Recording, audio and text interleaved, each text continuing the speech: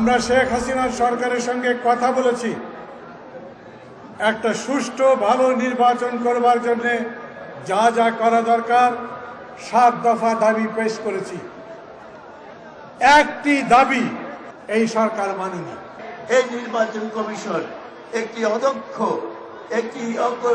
একটি অকার্যকর নির্বাচন কমিশন, সরকারের তল্পিবাহক এই নির্বাচন কমিশন।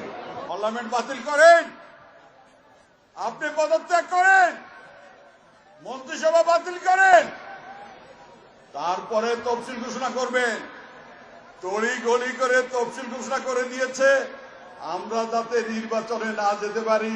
আমাদের কথা খুব পরিষ্কার, নির্বাচনের সমান মাঠ তৈরি করতে হবে, সকল দলকে সমান অধিকার দিতে হবে, দেশনেত্রীকে মুক্তি দিয়ে বের করে নিয়ে এসে তাকে কাজ করতে দিতে হবে।